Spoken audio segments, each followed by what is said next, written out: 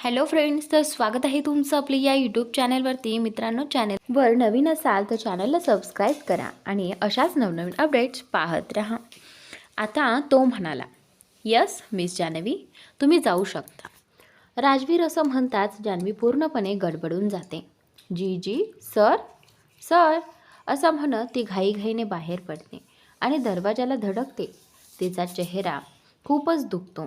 Miss Janhvi, Rajveer काही म्हणणार इतक्यात जान्हवी मध्येच बोलते, सॉरी सर, आणि वळून पाहण्याची हिंमतसुद्धा न करता तिथून पळतच निघून जाते.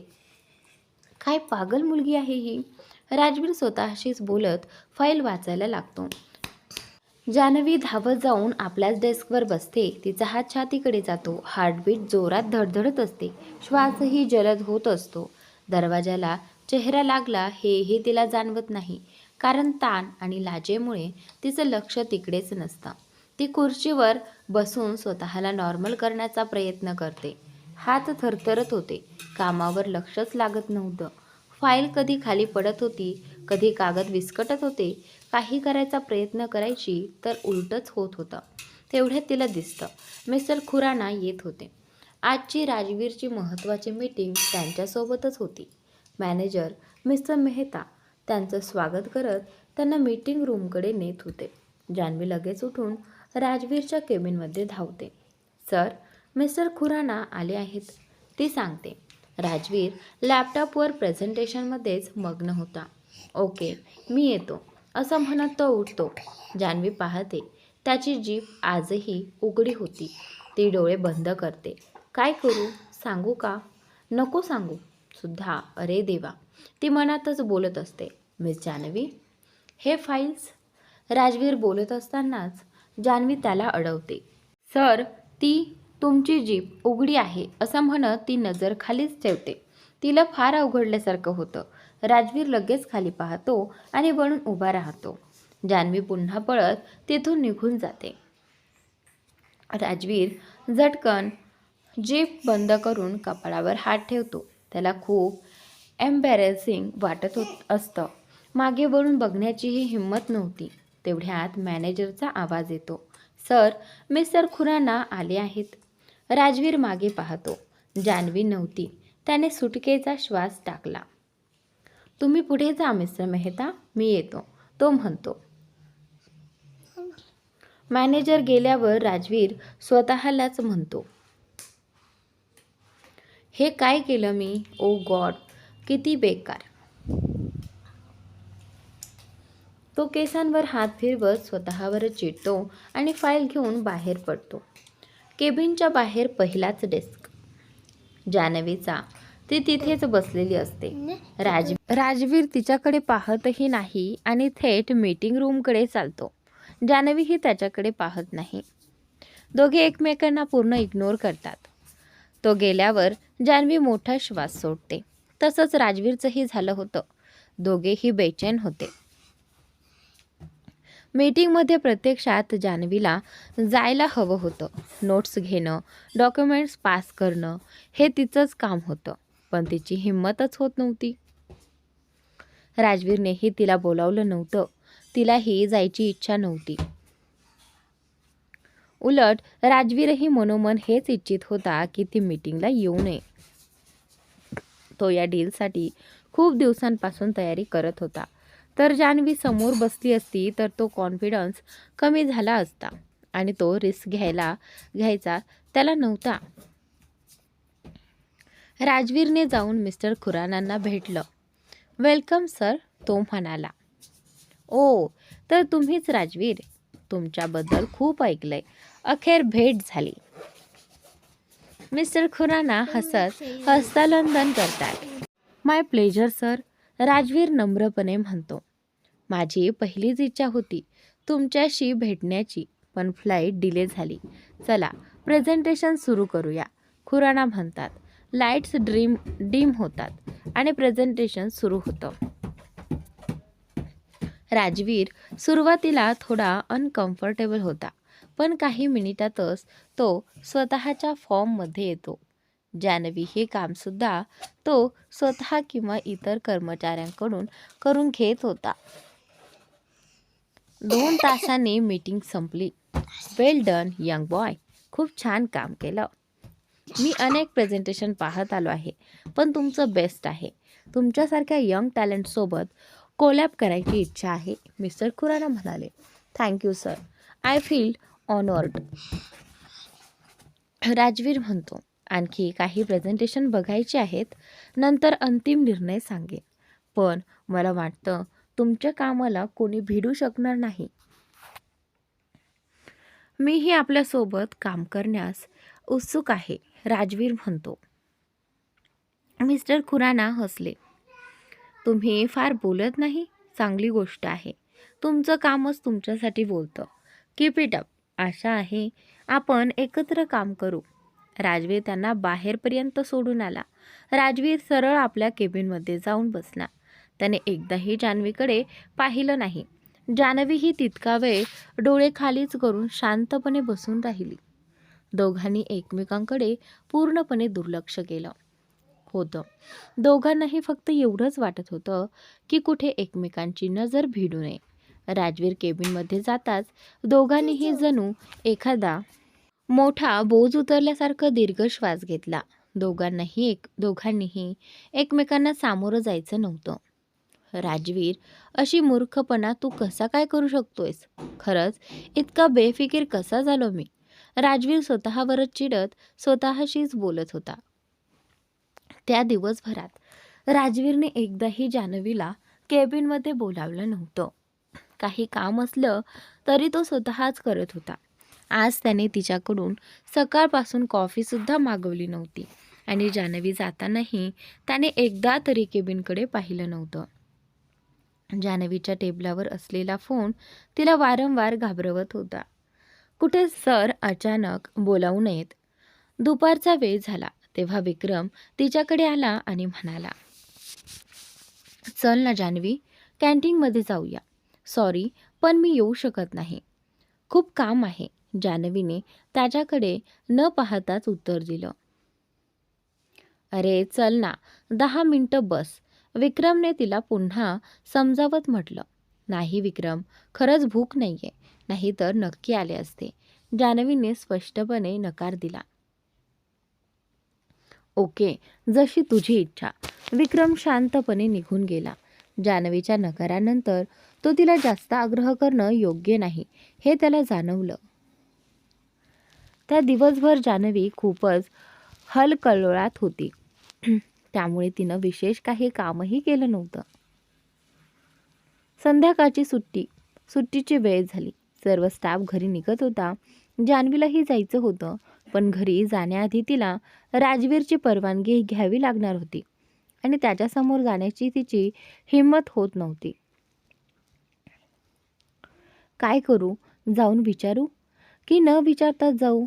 जर विचारलं नाही तरही प्रॉब्लेम आणि समोर जाण्याची हिंमत नाही. हे देवा, काय करू मी? जान्हवी मनातल्या मनात तुटत होती. तेवढ्यात राजवीरने घड्याळ पाहिलं. अरे, जान्हवीची सुट्टीची वेळ झाली. आता ही येईलच विचारायला, घरी जाऊ का? तो स्वतःशीच बडबडला.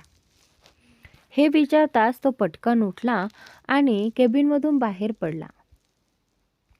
केबिनचा दरवाजा उघडताच जान्हवीने पुन्हा नजर खाली केली. राजवीर वेगाने बाहेर निघून गेला. जान्हवीने त्याला जाताना एक कटाक्ष टाकला. सर घरी गेले का? एवढ्या लवकर? काहीही जान्हवी, तो एवढ्या लवकर घरी जाणार नाही. आता मी काय करू? त्यांना विचारायचं की न विचारताच जाऊ? दोन्ही बाजूला प्रॉब्लेम. अरे देवा, ती स्वतःशी सतत बोलत होती. ती राजवीर परत येण्याची वाट पाहत होती. हळूहळू सर्व स्टाफ घरी निघून गेला. हे कुठे गेले? अजून का नाही आले? ती बेचैन होत खोलीभर नजर फिरवत होती. ती अजूनही त्याच्या परत येण्याची वाट पाहत होती, जेणेकरून तीही घरी जाऊ शकेल. घरी नाही जाणार का? अचानक विक्रम आत आला आणि विचारलं. जवळजवळ सर्व स्टाफ घरी गेला होता. विक्रमलाही आज उशीर झाला होता, कारण कित्येक दिवसांनी तो ऑफिसमध्ये आला होता आणि त्याचं खूप पेंडिंग काम होतं. जायचं तर आहे, पण सर, जान्हवी बोलणार इतक्यात सर तर खूप आधीच गेले, विक्रम म्हणाला. आणि त्यानंतर काय गेले? जान्हवी अक्षरशः धडपडत खुर्चीवरून उठली. हो, कप के. विक्रमने पुष्टी दिली. इतक्या लवकर? जान्हवीने आश्चर्याने विचारलं. हो गेले, विक्रम पुन्हा म्हणाला. राजवीर घरी गेला हे ऐकताच जान्हवीने सुटकेचा निश्वास टाकला. चल मग आपणही निघू. ती पटकन आपलं सामान गोळा करू लागली आणि विक्रम सोबत ऑफिसमधून बाहेर पडली. जा रहे हे तो आप सब तयार रहेगा या विचारातच राजवीर घरी पोहोचला होता. आज तर तो स्वतःवरच खूप निराश होता. घरी गेल्यावर त्याने पटकन चेंज केलं आणि थेट जिममध्ये गेला. तिथे त्याने बराच वेळ मार्शल आर्टची प्रॅक्टिस करत जिममध्ये घालवला. विक्रमने जान्हवीला तिच्या घरी सोडून दिलं.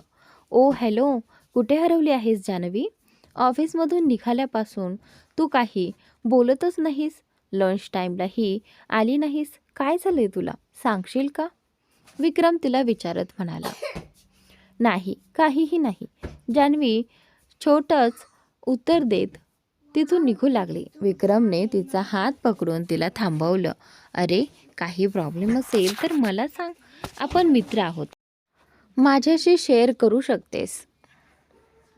नाही नाही, मला काहीच प्रॉब्लेम नाही, मी ठीक आहे, जान्हवी शांतपणे म्हणाली. पक्का? विक्रम भुवया वर करत शंकाळू नजरेने म्हणाला.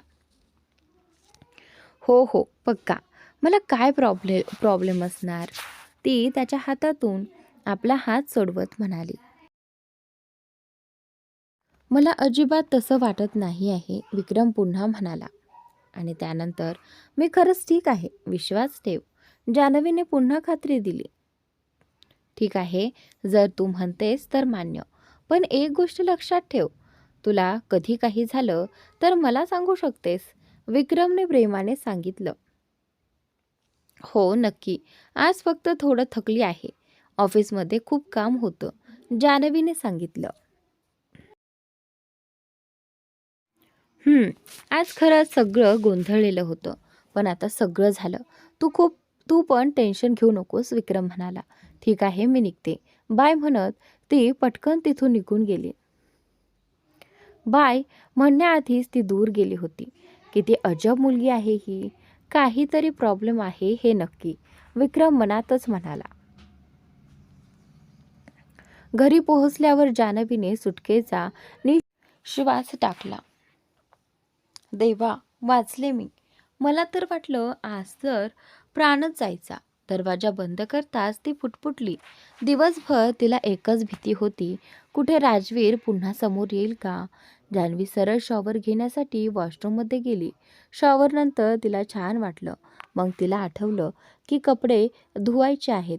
तिने आधी बेडशीट बदलली आणि मग कपडे धुण्यास बसली. आईला, आज खूप थकली आहे, आता काही करून जेवण बनवणार नाही, ती स्वतःशीच बोलली. म्हणून तिने आईने दिलेले स्नॅक्स खाऊनच काम भागवलं. थकव्यामुळे ती पटकन बेडवर पडली. फोन दिसताच तिला राजवीरची आठवण आली. तो 2 दिवसांपासून कॉल करत होता. तिने उठून औषध घेतलं आणि जास्त विचार न करता झोपून गेली. आजच्या सगळ्या प्रसंगानंतर राजवीरला मात्र झोप येणं शक्यच नव्हतं. जिमनंतर शॉवर घेऊन तो लॅपटॉप समोर बसला, पण कामात मन लागत नव्हतं.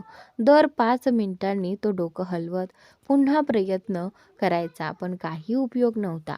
चिडून त्याने लॅपटॉप बंद केला आणि डोळ्यांवर हात ठेवून बसून राहिला. माझी चूक आहे, मी एवढी मूर्ख चूक कशी काय करू शकलो? ओ गॉड. रागाने त्याने टेबलवरील ग्लास खाली फेकला. रूममध्ये घुटमळल्यासारखं वाटल्यामुळे तो थेट बाल्कनीत उभा राहिला. बाहेरचं दृश्य सुंदर होतं, पण त्याचं लक्ष तिकडे नव्हतं. दोन्ही हात खिशात घालून तो विचारात हरवून गेला. मी हे कसं करू शकलो? इतकी मोठी मूर्खी. तो आकाशाकडे पाहत पुटपुटला. तो स्वतःवर भयंकर निराश झाला होता. संपूर्ण रात्र कधी बाल्कनी, कधी पार्क, कधी रूम असं इकडे तिकडे फिरत काढली. तो कुठे स्थिर बसू शकत नव्हता. कामाच्या टेबलपाशी जाई. 2 मिनिटांनी बंद करून उठून येई. मन काही शांत होत नव्हतं. शेवटी त्रासून त्याने कोणाला तरी कॉल लावला. एक गाडी काढा. Sir, 1 minute. राजवीरच्या बॉडीगार्डने थोडं आश्चर्याने विचारलं. हो, 1 मिनिटच. राजवीरने चिडून उत्तर दिलं आणि तो तिथून बाहेर निघाला. त्याने ड्रायव्हरला हाताने बाहेर येण्याचा इशारा केला. इशारा करण्याबरोबरच ड्रायव्हर बाहेर आला. राजवीर कारमध्ये बसणार इतक्यात बॉडीगार्ड जवळ आला आणि विचारलं, सर, तुम्ही स्वतः ड्राईव्ह करणार आहात? हो, राजवीरने संतापाने उत्तर दिलं. ठीक आहे सर, मी तुमच्या सिक्युरिटीसाठी पुढे मागे गाड्या लावतो, बॉडीगार्ड म्हणाला. आणि त्यानंतर त्याची काहीच गरज नाहीये, राजवीरने स्पष्टपणे नकार दिला. पण सर, हे धोकादायक. तो बोलत असतानाच राजवीरने कारचा दरवाजा बंद केला, कार सुरू केली आणि मोठ्या वेगाने तिथून निघून गेला. बॉडीगार्डने इशारा करून त्याच्या मागे एक कार पाठवली. राजवीर अत्यंत वेगात आणि संतापात ड्राईव्ह करत होता. रात्रीची वेळ असल्याने रस्ते जवळपास रिकामेच होते. त्याच्या बऱ्यापैकी अंतरावर त्याच्या सुरक्षा गाडी येत होती. पुढून एक मोठा ट्रक वरपर्यंत मालाने भरलेला मंद वेगाने येत होता. राजवीरचा वेग खूप जास्त होता. त्याचं लक्षही नव्हतं. ट्रक फार जवळ आल्यावर त्याला जाणवलं, वेग इतका प्रचंड की कारवर नियंत्रण ठेवणं कठीण झालं.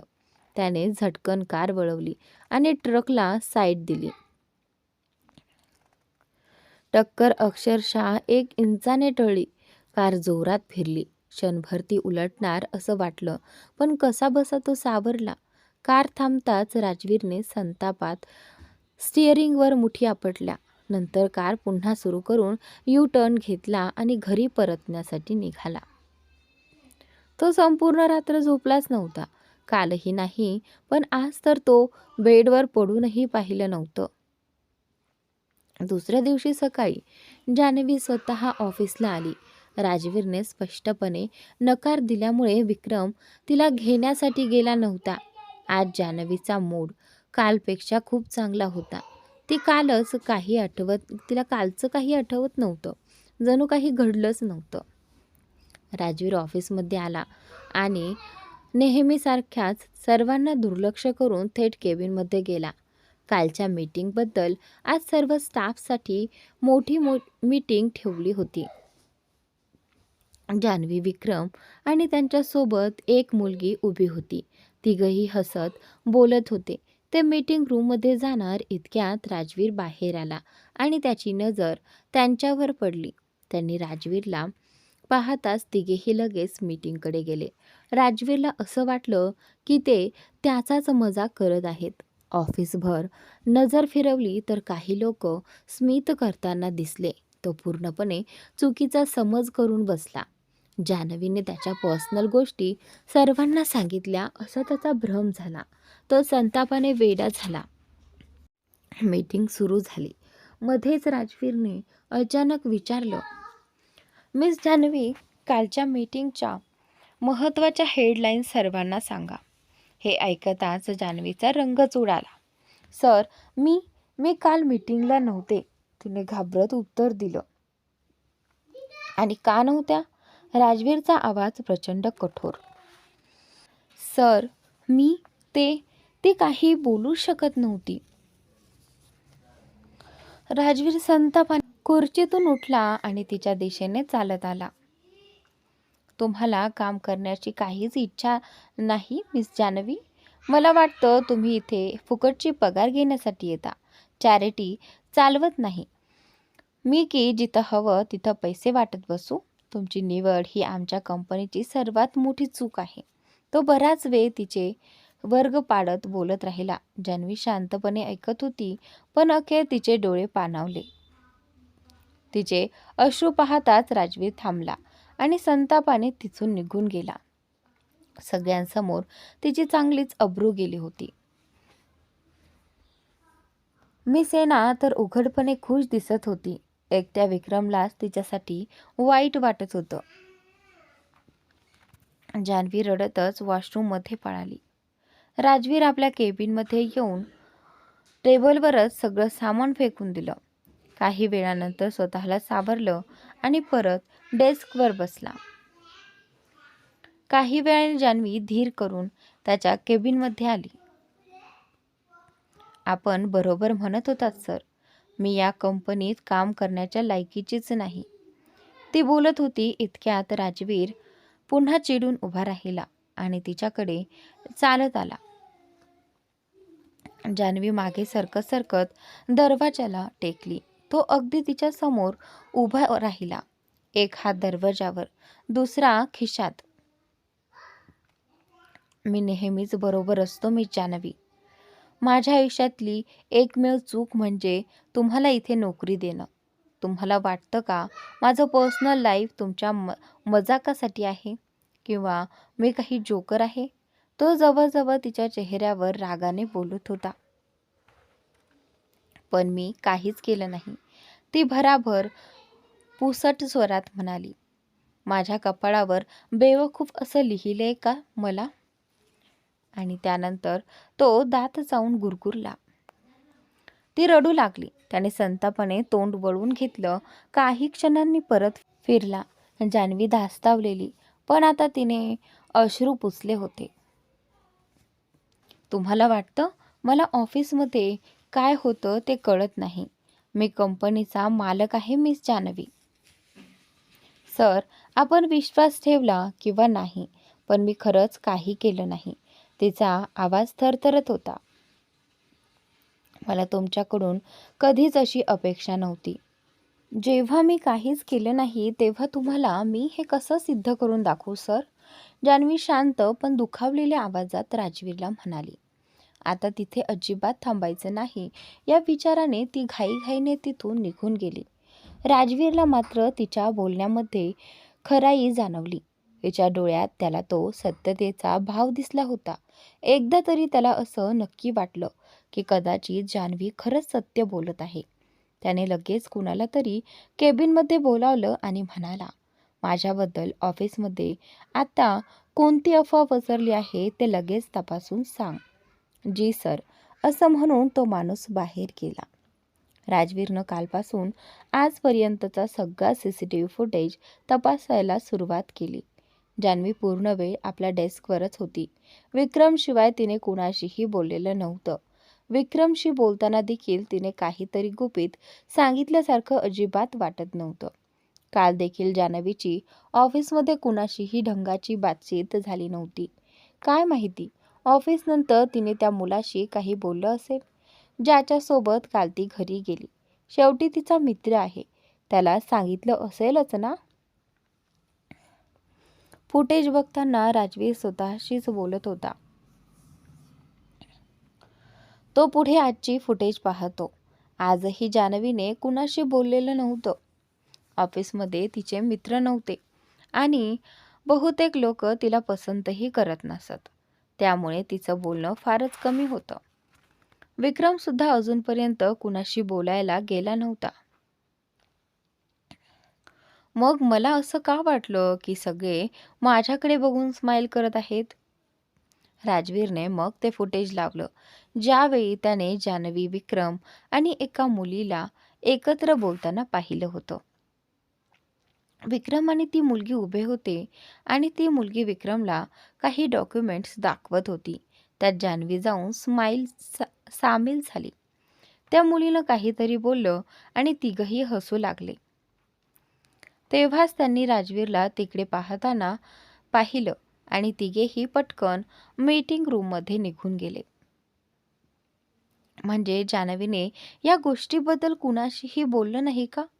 आणि मी तिला काय काय बोलून टाकलं? तिचे डोळे रडून सुजले होते. मी हे काय करून बसलो? राजवीरला आता स्वतःचाच राग आला. कालपासून आजपर्यंतची पूर्ण फुटेज पाहता पाहता दुपार झाली. सर, मी नीट तपासलं. तुमच्याबद्दल आता ऑफिसमध्ये काहीही अफवा नाहीये. तो माणूस येऊन म्हणाला. हां, ठीक आहे, तुम्ही जाऊ शकता. राजवीर शांत पण गोंधळलेल्या आवाजात म्हणाला. राजवीरबद्दल ऑफिसमध्ये अफवा पसरणं खूपच सामान्य होतं. त्याला याची फारशी तमा नव्हती.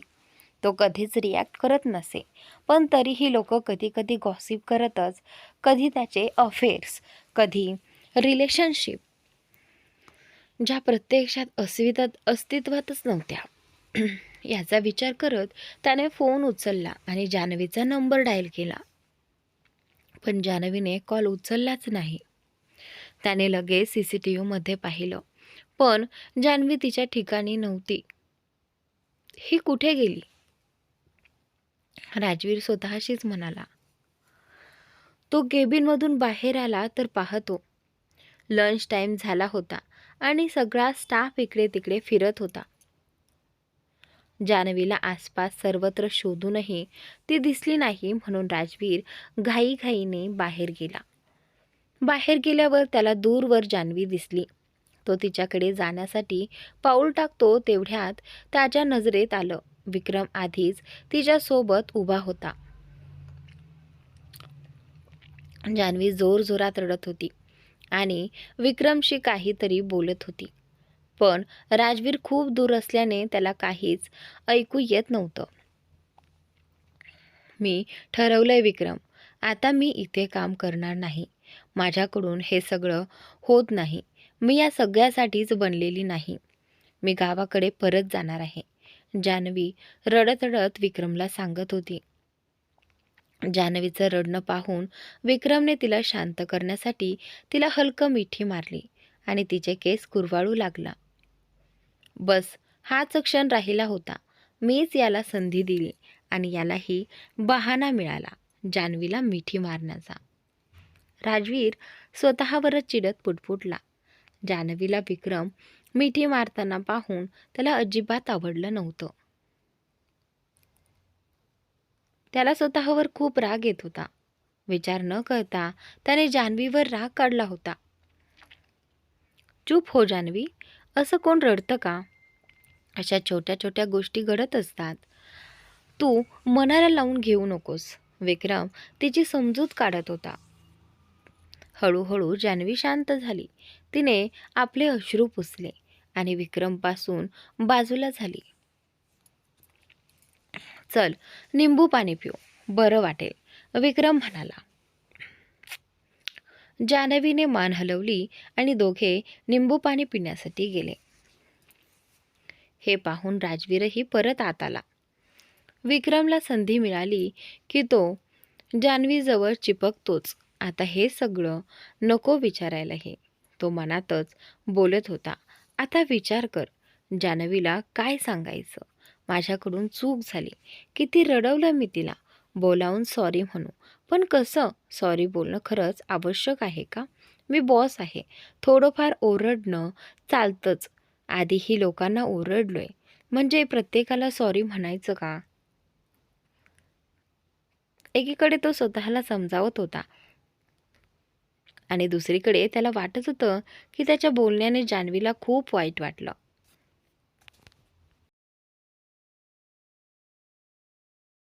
ठीक आहे, काही दिवस तसेच राहू दे, नंतर ती स्वतःच विसरेल. सर्व ठीक होईल, तो स्वतःला पटवून देत होता. तेवढ्यात दरवाजावर टकटक झाली. जान्हवी आत आली. जी बोला मिस जान्हवी, राजवीर खुर्चीपाशी उभा राहून म्हणाला. ओ मी? जान्हवी काही बोलू पाहत होती, पण बोलू शकत नव्हती. खूप रडल्यानं तिचे डोळे सुजले होते. बोला मिस जान्हवी, काय म्हणायचे? राजवीरने विचारलं. हे माझं रिझाईन लेटर मिस्टर मेहतांना द्यायचे का तुम्हाला द्यायचे? ती पत्र पुढे करत म्हणाली. नाही, तुम्ही असं करू शकत नाही मिस जान्हवी. कंपनीचे काही नियम आहेत. राजवीर तिच्या कृतीने थोडा हादरलाच. मला नाही वाटत की तुम्ही अंडर सर्व्हिसिंग एम्प्लॉई ठेवायला पाहिजे, जान्हवी शांतपणे म्हणाली. तुम्हाला विचारलं जाणार नाही, राजवीर रागाने म्हणाला. हो ते मला माहिती आहे, पण तुम्हालाही संधी मिळेल तुमची एकमेव चूक सुधारण्याची. ती पुन्हा शांत पण टोचून बोलली. जान्हवी खूप प्रेमळ आवाजात बोलत होती.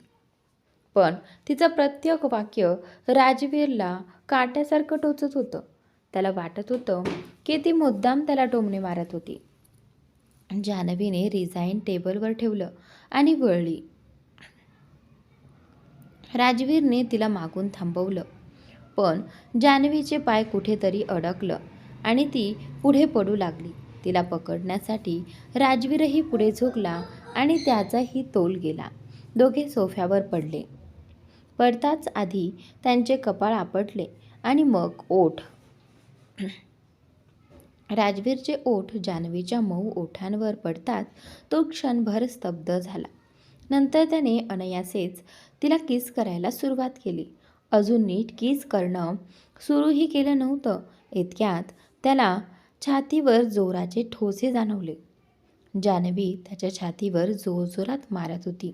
राजवीर तिच्यावर होता. दोघेही खूप वाईटरित्या पडले होते.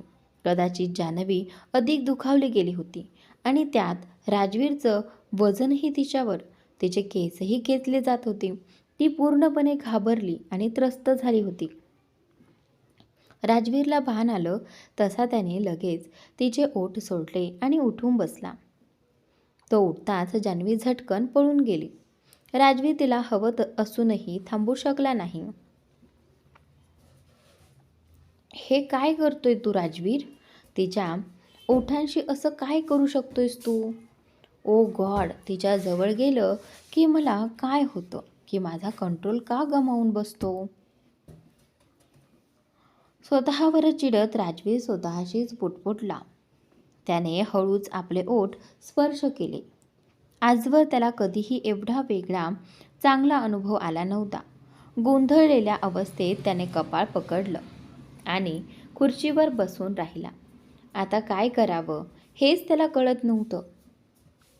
त्याची नजर टेबलावरील जान्हवीच्या राजीनाम्याच्या लेटरवर गेली. इतक्या छोट्या गोष्टींवर कुणी राजीनामा देतं का? जान्हवी पण ना काहीही करून जाते. तो लेटरकडे पाहत स्वतःशी बोलला. जान्हवी तर आपलं सामान पॅक करून घरीही पोहोचली होती, पण राजवीरला याची कल्पनाच नव्हती. तो अजूनही तिला कसं थांबवायचं याचाच विचार करत होता. त्याने ताबडतोब फोन उचलला आणि राजवीरचा नंबर डायल केला, पण तिने फोनच उचलला नाही. का उचलत नाहीये? तो त्रासिकपणे म्हणाला. त्याने CCTV फुटेज पाहिलं. जान्हवी ऑफिसमध्ये नव्हती. तो बाहेर गेला तर विक्रम आपल्या जागेवर शांत काम करत बसला होता.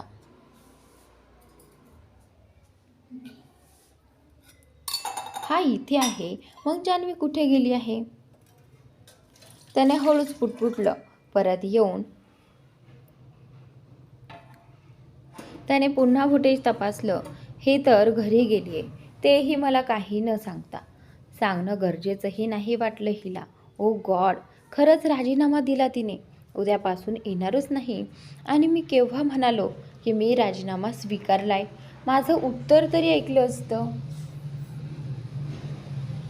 त्याचा त्रास आता रागात बदलत होता. जान्हवीच्या घरी आजचा दिवस तिच्यासाठी अत्यंत वाईट गेला होता. ती बेडवर कोसळून पडली आणि जोरजोरात रडू लागली.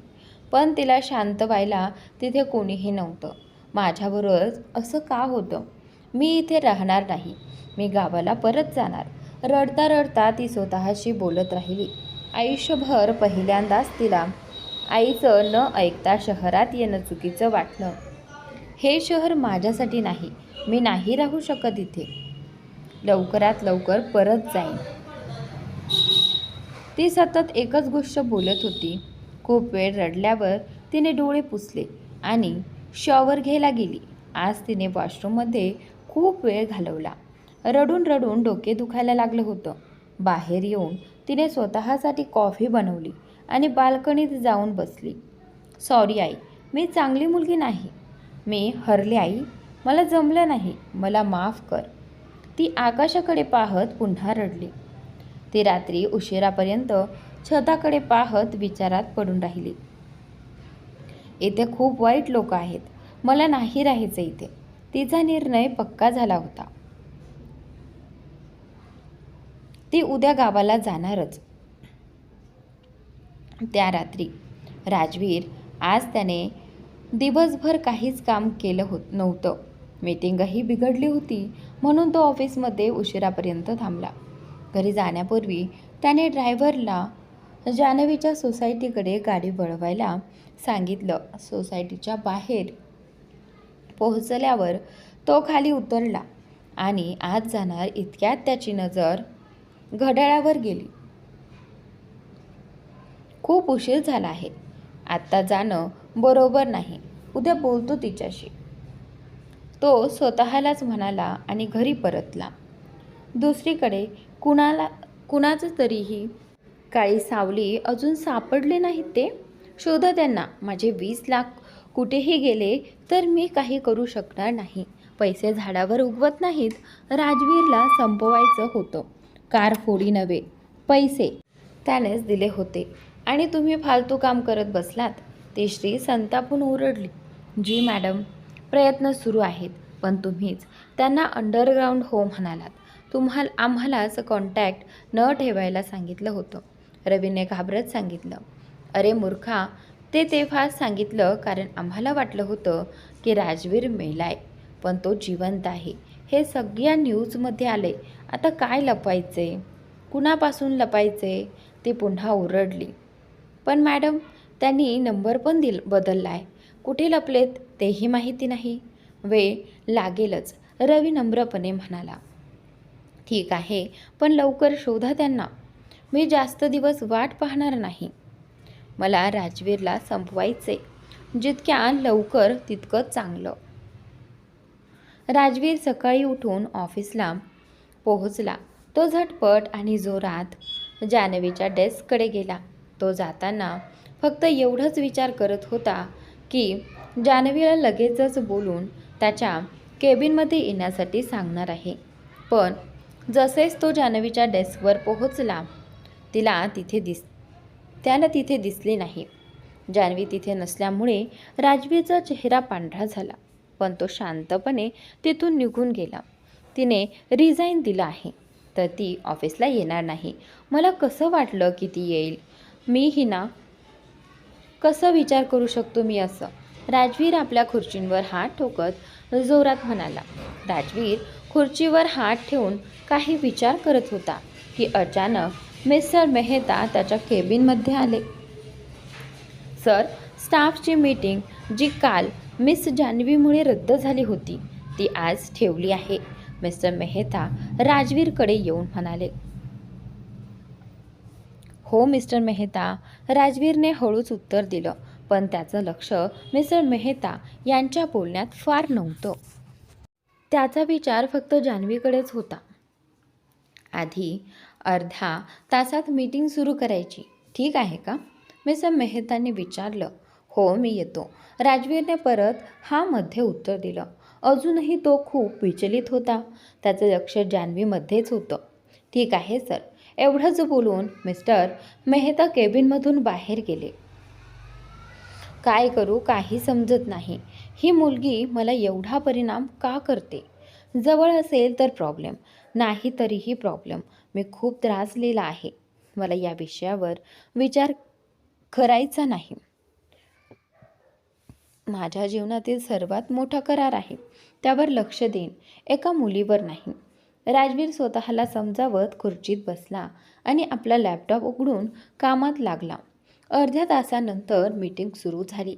राजवीर मीटिंगमध्ये पोहोचला. सर्व महत्त्वाचे स्टाफ उपस्थित होते.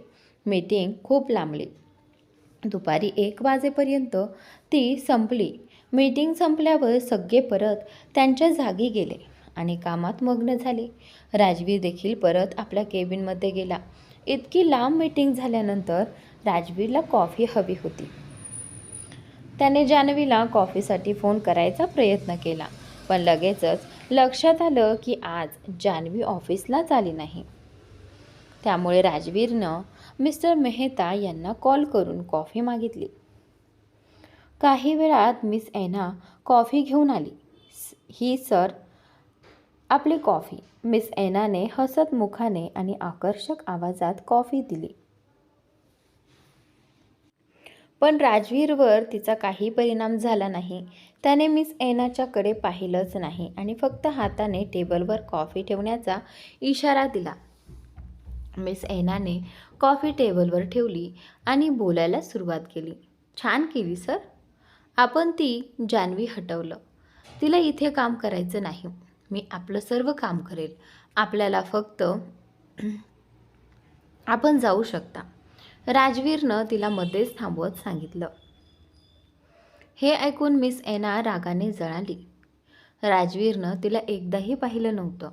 ती येण्यापूर्वी विशेष करून शर्टचे बटन उघडलेले, ओठांवर लिपस्टिक लावलेली, थोडा टचअप केलेला, कॉफी घेऊन आली होती. पण राजवीरने तिला एकदाही पाहिलं नाही. तिची सारी मेहनत फुसफुसली. मिस एना पाय ठोकत तिथून निघून गेली. कल जान्हवीला डांटल्यावर ती आज आली नाही. कालही ती लवकर निघून गेली होती. त्यामुळे सगळ्या स्टाफला वाटत होतं की राजवीरनं तिला फायर केलं आहे. जान्हवी रात्री खूप खूप उशिरा झोपी होती. त्यामुळे ती अजून उठलेली नव्हती. सकाळी विक्रमनेही तिला फोन केला होता, पण ती झोपेत असल्यामुळे फोन उचलला नाही. विक्रमला जान्हवीची खूप चिंता होती आणि वरून तो नाही इच्छित होता की जान्हवी इथे जाऊ.